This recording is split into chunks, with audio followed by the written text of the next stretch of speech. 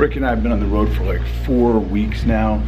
Probably seen 15,000+ kids, hundreds of teachers, and I'm trying to find him here. He's in 141. I left my camera upstairs. You know these doors have eye holes on them. In 4 to 5 minutes. Hello? Anybody there? Hello? All right, listen up. Tom Murphy here. It's blurry, Rick. Sweethearts and heroes. I'm blurry. You're blurry. 100% of the time. So, listen, real quick. We just got done. Rick and I. It's blurry because you keep freaking getting close and far away. Easy. It's obvious. Rick, you want to do this serious? I am serious. You're blurry because you're I know, but I thought it would be better if I was like here. That's not how it works. And it makes you look better. Because you're blurry. That's why I hang out with you. So listen, Rick and I have been on the road now for like 4 weeks now. We've probably seen 20,000 kids, lots and lots of parents. Over the last 6 or 7 years, Rick and I have been in front of over 1 million kids, from Texas to Vermont to Hawaii. What about Hawaii? I didn't get to go to Hawaii. That's a sore point of contention for Rick. Tom went to Hawaii for work and I did not. He opted out. He went with the upstate New York package. There was no opting. There was no options. How many times did I go? 3, I think. Twice.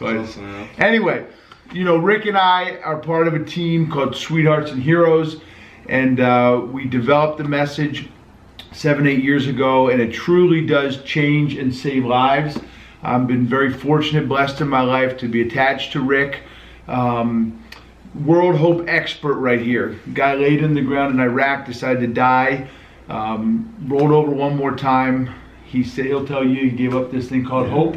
So, I mean, what we do when we talk to these kids pretty much every day now, my job is really to just give hope to the hopeless, and also maybe they're not dealing with hopelessness in that moment, but they're going to deal with some kind of hopelessness in their life.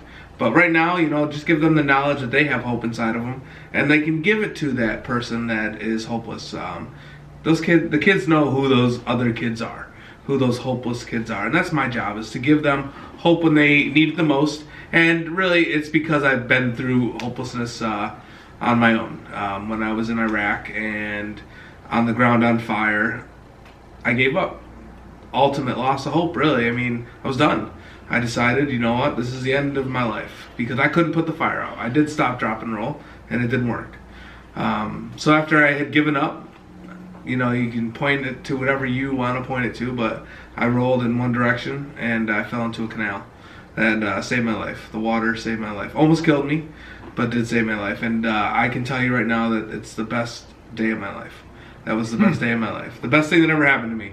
And people really don't understand why, but I wouldn't be doing what I'm doing today. I don't know what I'd be doing, but I know I wouldn't be doing this if it wasn't for that crazy, difficult day. Years ago, Rick tells me this, and I was like, bull crap, best thing that ever happened to him.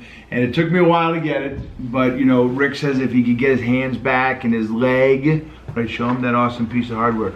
He's got a robot leg, check it out. And that's what when I introduce him to little kids, I'm like, check out his awesome robot leg. And but he told me it's the best thing that ever happened to him, and I'm like, bull crap, that's what I was thinking. But Rick taught me that if he got his hands back and his leg and his ears and his nose, he'd have to take all that hope back that he's given to other people, and it wouldn't be worth it. And I had a hard time buying it, man, but I've seen kids around the country that look at this guy and say, that's how I feel on the inside. How could anyone love me? And Rick has the power, the ability to say, but I'm happier than I've ever been in my entire life.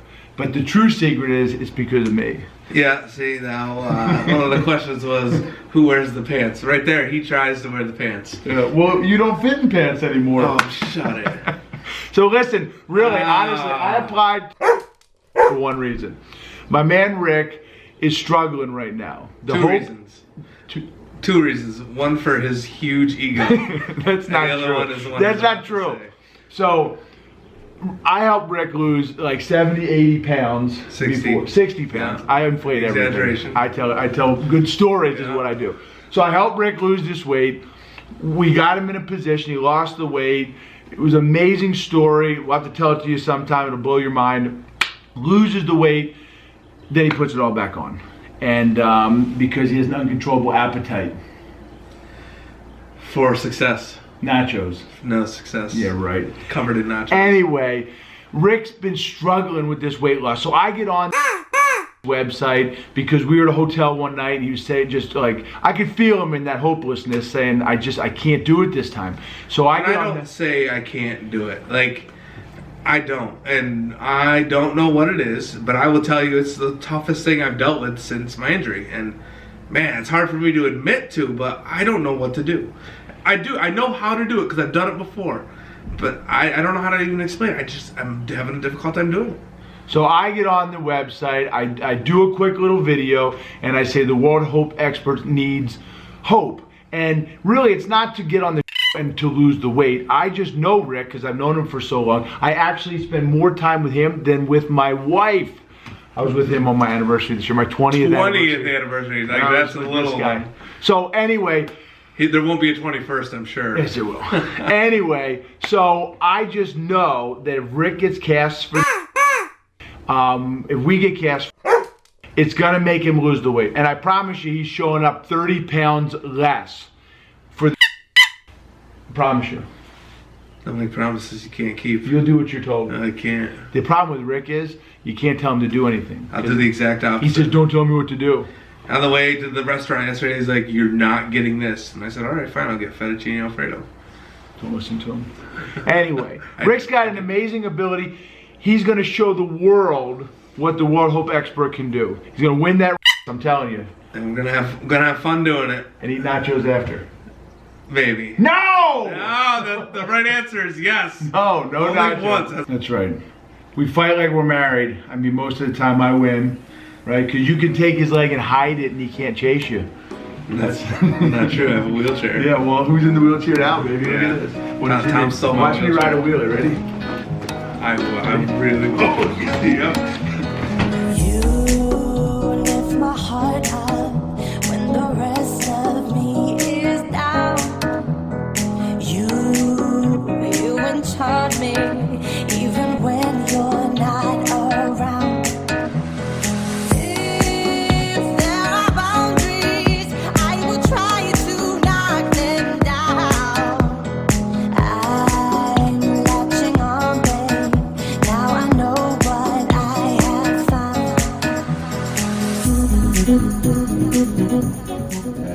So without further ado, let's welcome Sweethearts and Heroes. I'm Rick, and I get to talk to you today about my favorite button, and that's button number 2, and hope. And some of the times in my life where I've lost hope, some of the times in my life where I've gotten hope back, and some of the really unfortunate and very difficult times in my life where I felt hopeless. Like, things get really difficult. And do you hold on, or do you give up? Well, if you don't hold on, you'll never find out the possibilities that exist for you. Nobody ever told me that there was going to be a reward at the end. And that reward was the fact that I could change and save lives. Well, that's why I'm here. I'm here to let every single one of you know that you have hope inside of you. And with that hope, you can change and save lives. That's what Rick is here to tell you, that you all have that hope inside of you that you could give to other people. It's a choice that you make to become someone's sweetheart, to become a 16th century bully and give people hope. You're either going to make it or you're not going to make it.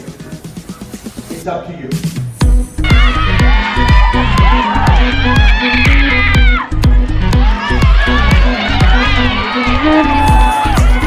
Look at him. Why is he doing that to them?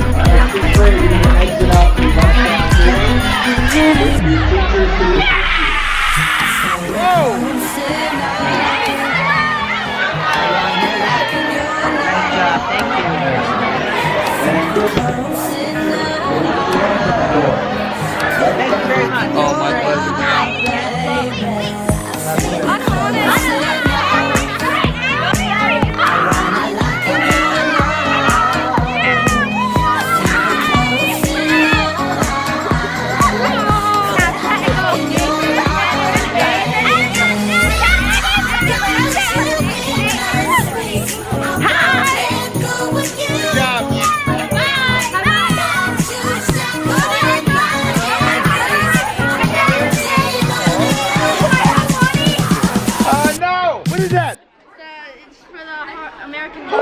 That's amazing.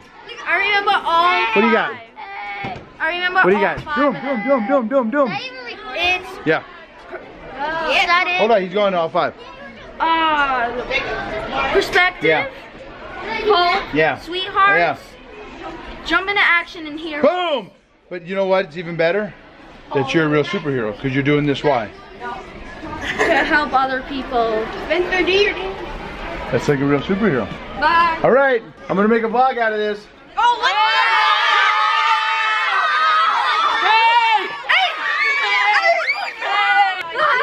The teacher's gonna get mad at me. You better listen. Better listen. Never. Thank you. Hey! Go!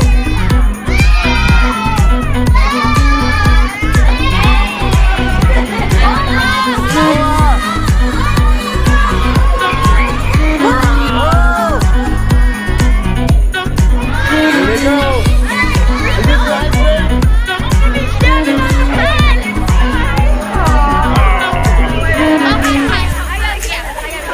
What do you got? Here.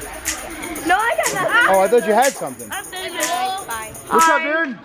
What you got? Nothing. Nothing. No money. I don't like. Hi. Before these gentlemen talk to you, does anybody have any idea why you're here right now? Have you been told? Yeah. Yes. Okay. It's the L word, but I thought it was the other L word. And no matter what happens today, no matter what happens after you walk out of here, okay, a handful of you are going to put into practice what you've been taught. My hope is that everyone does. But reputation is a very fragile thing, right? I've had to have conversations with kids about this. You can be lost in a minute. A wrong turn, a wrong move, a wrong decision, bad choice, and how people think of you and how they perceive you can be changed overnight. So, if you've been identified as that type of person, good for you. And that is your reputation. Don't lose it, but use it accordingly. It's one thing to be the best person you can be, but as you can see, it's another thing to give other people hope and give them purpose and make them feel better. You are living and growing up in a time frame that is very, very challenging to be a student in school. Am I right? You don't have to do anything but turn on the television or boot up your computer or look on your phone to know that. So there's no time more critical for you to be a superhero than today. You will have an impact on kids your own age and maybe even other people you have no idea. Okay? You might never know the impact you have. That is a good thing. But use your talents, use your leadership wisely. And I'm going to ask, as we get through the years here at Sand Creek and beyond, that you do that. Okay? Because that is probably one of the most worthwhile traits that you can have in addition to being the best person you can be yourself, the best student you can be. Okay? It's hard to make yourself vulnerable, but you're in a safe place here with some other kids that share some same characteristics or qualities that you have. So it might be a good chance to start practicing being a little vulnerable. You know, you have a question, you can raise your hand and be safe. There's no bad questions. You want me to start with a bad question just so you feel comfortable? You ready? Hey, Rick. How do you hear with no ears? Rick? What? That wasn't funny, huh? She said, what do I do if I saw someone being violent? Because you might think, well, I can't do anything about it. I don't have big, strong muscles. I can't push anyone out of the way. But maybe you could cause a distraction like that and get people to look over, right? So there's other ways, and hopefully your teachers can help you practice those ways. But sometimes you just can't physically do something, but you could do something else. Maybe that answered. Somebody else had their hand up. Yes. Ooh, question for Rick. How does it feel to have one of the robotic legs? Oh, touch it, feel it. That's exactly how it feels right there. It's just carbon fiber and metal. So actually, I mean, this is my leg is one of the things I deal with the most. Like right now, I should actually probably be in my wheelchair. I have a wound on my knee that won't heal. But honestly, I'm very grateful for the fact that I still am able to have a prosthetic leg. And it took me almost a year to get up and walking after my injury. But once I was up and walking, I was very grateful for the fact that I was able to get a leg. Now, some people aren't able to do that. If they have an amputation that won't heal right, or if their amputation is too high, they don't have an option. Their option is only the wheelchair. So I'm very grateful that I even am able to walk, and I'm very grateful that I have a knee still, because it's not above my knee, my amputation. I never thought about that when I met Rick. I was thinking, oh, just a fake leg. You know, it's just a prosthetic. But it's a huge deal because his is here down. Some people are here up. So he says he's very grateful to still have a knee, which some of us don't even think about.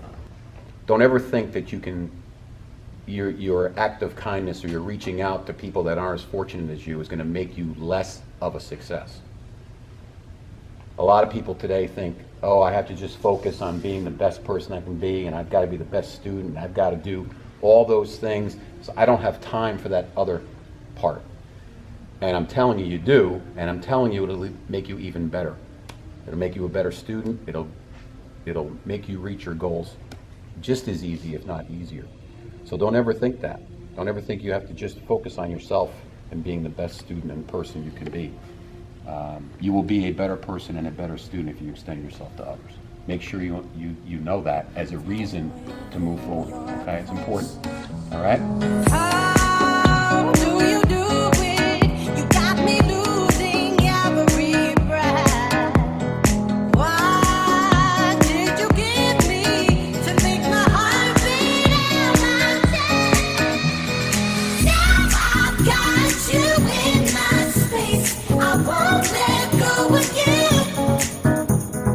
Got you shackled in my embrace. I'm latching onto you.